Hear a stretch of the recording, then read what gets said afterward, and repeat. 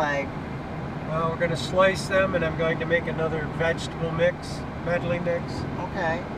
Because we went to the food auction last night, and I bought all kinds of, there's jalapeno peppers, carrots, tomatoes, all that was in one basket. And then we bought another basket of tomatoes for the freezer and eating. We got 3 heads of cabbage, 3 cauliflower, which weren't the best cauliflower, but they'll be all right for our event. Well, we went to the cauliflower guy that we usually buy from, and he said... We went to the boys, actually. Right, so what did the guy say?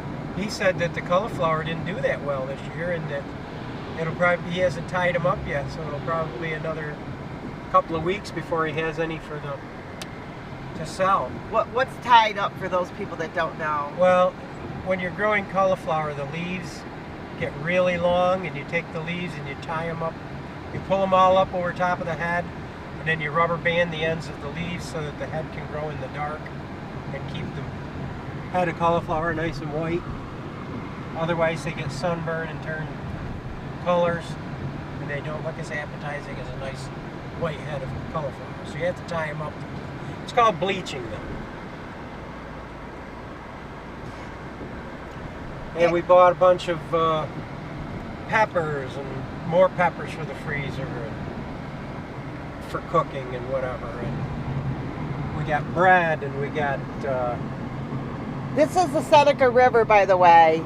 We were talking about that in some other videos, just so you know if you're concerned. Seneca River pretty much runs right through New York. I'm just going to interrupt you for 1 second. We are going towards the Syracuse. We're in Baldwinsville right now. We're not going to Syracuse. We're actually going to Brewerton. But this is the Seneca River that we told you about in another video, or I'm not sure where it's being uploaded because we've done several videos the last couple days that we're uploading them all. But anyway, this is the Seneca River, and this is where I grew up a good chunk of my life in Baldwinsville. So we're going through this little village of Baldwinsville. And so anyway, go ahead, Clay. Continue what you were saying. Well, we got all them vegetables, and I've got to take my mandolin and make slices out of the carrots so I can add them to the cauliflower, and I'm going to put some of the orange and green peppers in there. So we got green beans to go in the mix, and we got to pack all those jars and make up some more brine for the hot mix. Put half a jalapeno in each jar. We got some elephant garlic and other garlic. We've got to plant some garlic, and I want to put a bunch of the garlic in the hot mix because I love the pickled garlic. Ruthie at the auction ate one of the garlics. I love garlic. I can eat it like an apple. And you couldn't even stand to sit next to her. And I was laughing. She was breathing at me. She was breathing at me, and I couldn't concentrate on the bits. I thought it was hilarious. And I also poured in your lap. Yes, she went to go grab, because I bought some bags of popcorn, Pop Weaver popcorn, and she got so excited I bought her popcorn. She leaned forward to grab the popcorn. She had her pop can in her hand and dumped her pop all down my lap. So you know what that looked like. From some of you that know what pop is, other people call it soda. Some people call it tonic. We call it soda up here in New York, but I know we have a lot of people in the South that watch our videos, so they know what pop is. So it looked like you wet his pants, and then me and one of the auctioneers were teasing them. About me wetting my Well, pants. not the auctioneer, it was one of the guys that helps the auctioneer, I should say. That's a famous Beeville diner, in case you've never seen that. That's not famous. Well, it's listed in diner books and stuff. And there's the lake that when Clay and I were dating, there's a little lake back there, and he was walking around. That's the Seneca River. Seneca River. There's like a little path back there, and Clay was talking to me and telling me all about the animals, and I felt like he was like Adam to me, because he knew all about them. That's a boy duck and that's a girl duck. Remember that? It was real sweet. It was so romantic. There's a song about that, isn't it? Romantic. Yes. So, our house is so full of stuff right now, you can't even walk in. Well, I got a good deal on just about everything. But this is what happens during harvest. You're getting as much as you can, because once the snow hits, you don't want to be hauling in the snow. I don't want to be going grocery shopping. You don't want to be snowstorm or. You don't want to be hauling a bunch of stuff in the snow.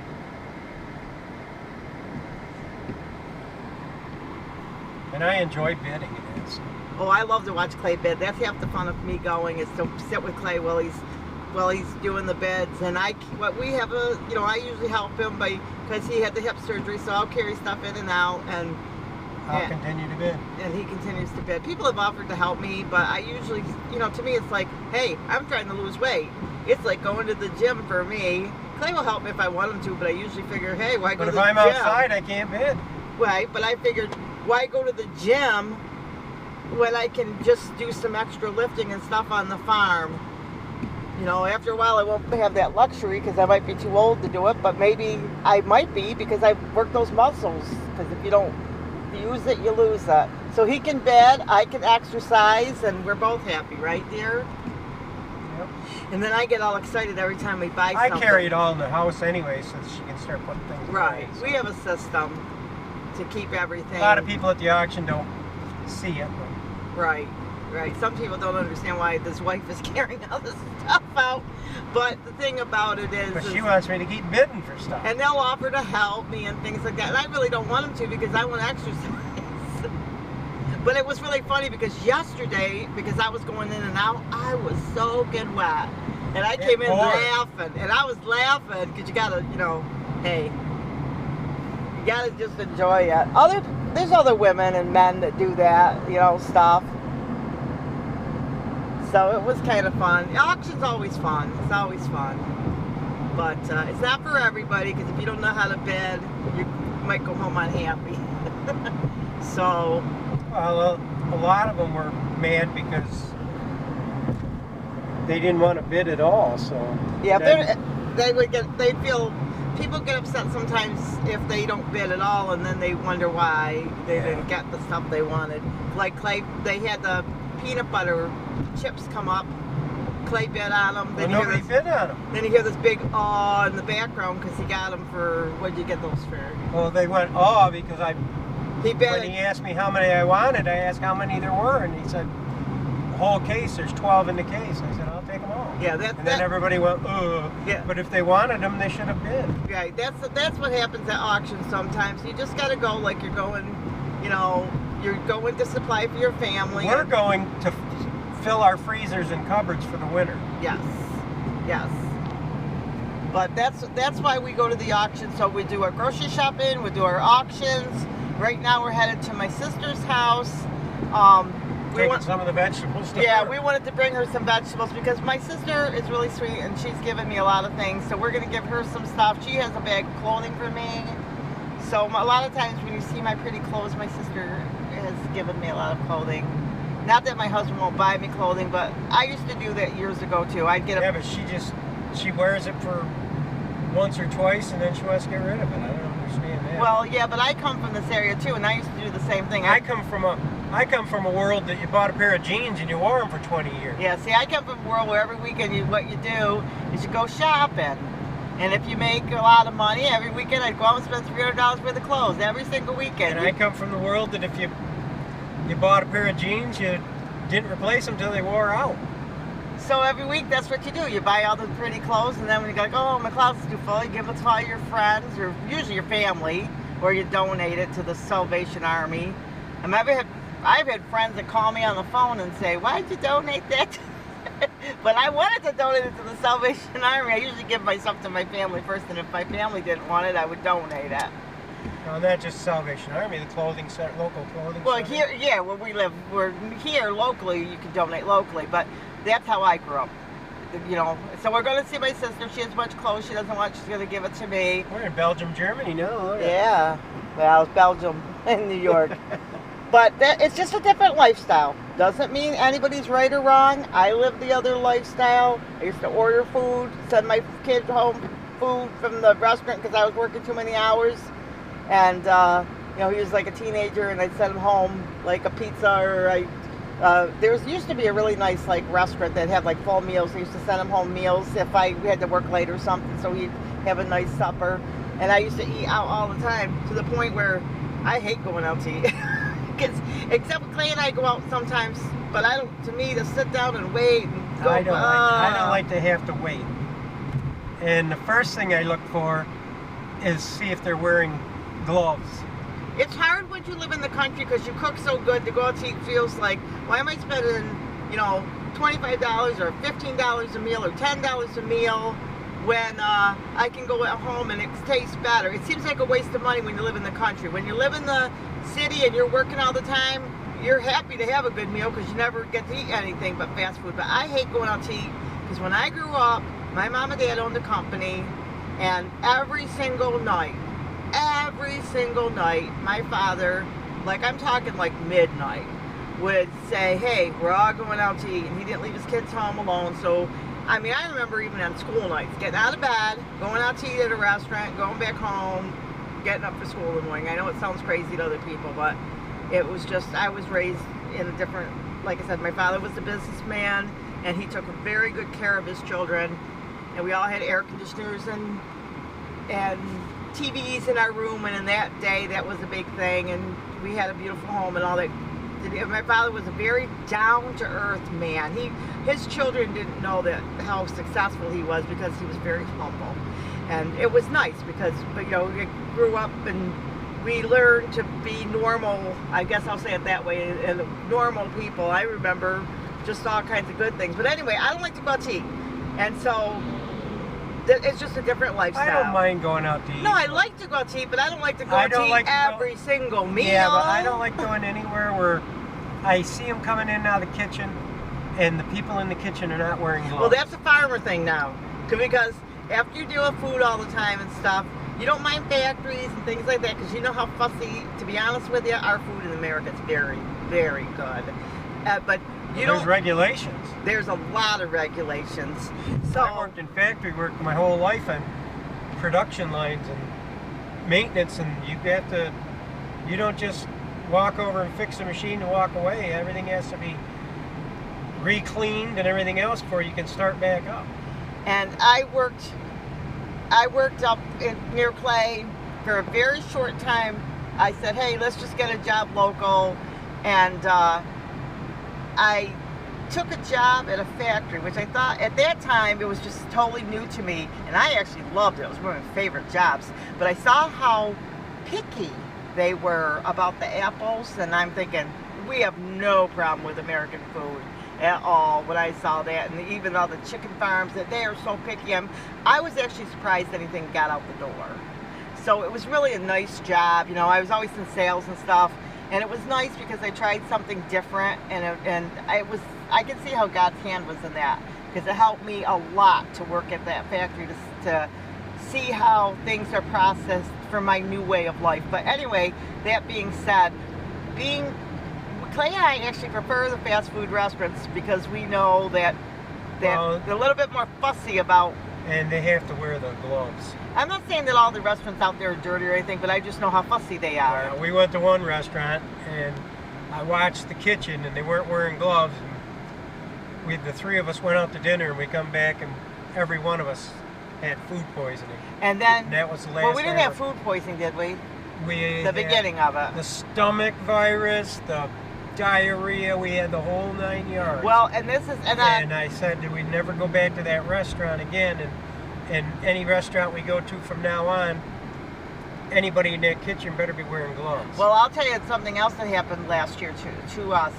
We had a big family event with my family, and at the time, it was just a very awkward time for us to join in, which is very unusual because usually Clay and I are always involved.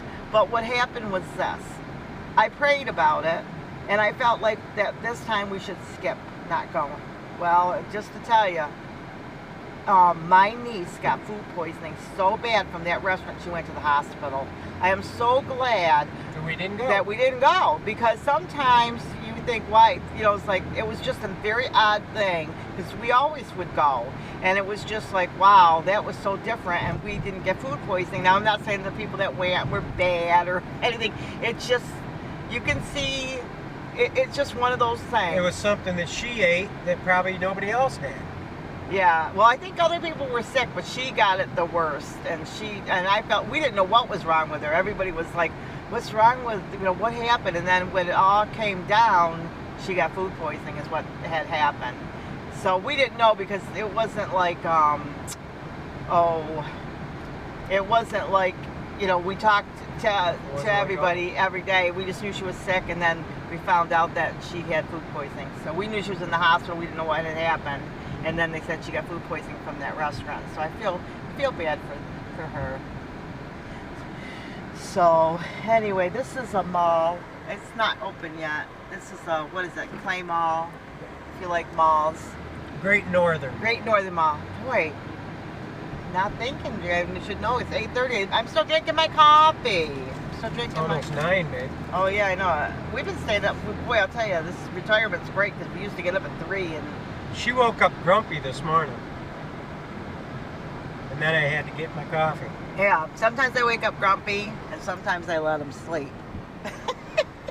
I'm fine if I wake up on my own, but somebody wakes me up, I'm pretty much grizzly all day. I tapped him and said, we got to head out to my sister's today. I knew we had to. No, he knew we had to. It's just... I thought, we were told by her husband last night she had to work today, so we wanted to get up here and get the stuff to her. Well, we didn't know if she told me on the phone he didn't know she had to work because she changed her job, and so she has a nicer schedule for herself, which is nice. And there's the Clay Fire Department. Yeah, that's my fire department right there. It's right on the top. Clay writes his name all over the state. Clay this town is my town. This town is his town, Clay. There's the Clay Town Hall. There's Clay's Town Hall. This town is named Clay. After Clay. My office is in the middle of the And I used to live in one of those cracker box houses. Well, one of those houses that, that they all look the same. Somebody lost their shirt, literally, in the road. Probably somebody mowing the edge of the road or something. There's geese. Where's the geese? Right there. I don't see the geese. Right there. I don't. So yeah, I didn't. It can't stop, geese. Lord, I had some relatives that used to work for that company, Liverpool Pool and Spa. In fact, I had a pool in my house from Liverpool Pool and Spa. Not this house, a different house. I used to live in one of those 2-story, brand new kind of homes. Swimming pool. Movie stars. Hee-haw! Well, at that time, I was in a different place. I had my own business at that time. Then I got a job because I knew my ex-Rex had a lot of problems, and I knew that someday it was going to bottom out, and it did when he found his last girlfriend. It's like, well, I guess this is over. Too many girlfriends. You're not going to straighten out. So, anyway. So then she found me. And then I filed for divorce, and I met my husband, which is going to be a private video because we want to tell that story in. Because it's so fun that it has to be a whole video because they're going to love it. So we can't tell it yet. We'll do a video on just that. That's just, some of you probably have heard little inklings of it, but you're going to love our story because it's so fun. We should tell the whole story. Both sides? Oh yeah, it'd be cute. We just have to be respectful to the other people. I don't want to whine about the ex. Yeah, we don't want to talk about the ex people. We just want to say how we got together. We don't want to talk about what happened with the other people. But basically, Clay and I were both the innocent party. It just shows you how the hands both got cheated on, in other words. Right, and both of us, yeah, our mates found other people. So God let us. They weren't happy with what they had. Now they're. So what do we say? Now they're both regretting. So it's late enough in the video. So what do they say when they say thinking of divorce? What do we do? Because we're like yeah, because we both got the better end of the deal, and our lives are actually better all around. So we laugh now. We laugh. And both of them are not in as good a Not in a shape. good situation. Well, yeah, because they would have done better if they. But But they we got- don't care because they we got what they handed themselves. Well, that we get. Sometimes you got to give people what they want. Well, they wanted out and they got out. Well, here's the thing. What's worse than a bad 5-year marriage? 5 years and a day. What does God say about divorce? Except for the hardening of the heart. I'm gonna do what I'm gonna do, and too bad for you. That's what the Bible, that's what Jesus said about divorce. Somebody got a hard heart. It does not take two, and they're gonna do what they're gonna do, and too bad for you. That is, Jesus said, except for the hardening of the hearts, I had to allow divorce, so somebody doesn't have to suffer their whole life long. But that's not, we are not bitter. We forgive and we love, and We're just happy where we're we're at. just happy that God took care of us. Again, He took care of us and let us out of that situation. But there's your scripture for divorce. If you are a Christian and you always wondered, because you know some people don't understand that Jesus does talk about that. He also talks about tithing, which I love to talk about that too. People are like 10%, 10%, 10%. Yeah, everybody should tithe 10%. But actually, everything belongs to God. Because what did Jesus say about tithing? You guys are so picky about tithing. You tithe your mint and your cumin leaves. You're out there picking little leaves and tithing. Then you forget, you know, basically all of you belongs to God. If you're a real Christian, God speaks to you. Yeah, you give your 10%. You give as much as, you know, and then you kind of pray and say, I'm a steward. I own nothing. God owns it all. And if, you know, because steward takes care of money. So for somebody else. So basically, if God speaks to you and says, give your house away, you do it. I mean, you better know it's God. You'll be a fool. And You God, listen to voices in your you head. better know it's God. Let's just put it that way. He'll work out the situation so that you know that that comes from having a relationship, you know. But anyway, that all that just for you guys that didn't go to church this week, that's the bonus. But anyway, they was talking about churches. There's a little church right there, Trinity Assembly of God. That's a nice. Those are good churches. Those Assembly of Gods are nice churches. So anyway, here we go. Ease on down the road. We heard a radio guy talking today about the winds. Ease on down, ease on down. You gotta call Zeddy here pretty quick. Oh yeah, I do. She said, call me before you get here because her husband is working on the stairs. So we can't get in. So I'm thinking, how am I going to get in the house? And then I read up further. I will let you in the garage. That's fine. My sister and I are Irish twins. She is born, I think like... How can you be Irish twins when you're Swiss? Well, because Irish twins are babies that are born very close together. And I always say she's my second mother, and she always says that to me. She is very motherly, and she really is my second mother. And it's funny because we are close to age,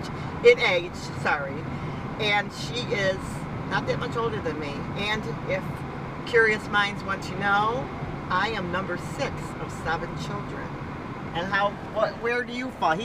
I am almost the baby. I have a little baby brother. Number 7. And he is the baby. He's the baby. Well, I wouldn't have been if Susie would have survived. My mother hadn't. Another baby.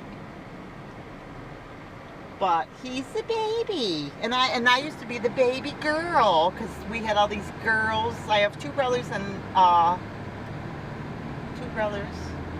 4 sisters. And I am number 6 of 7. And in my world, I am 6 short beeps and 1 long beep.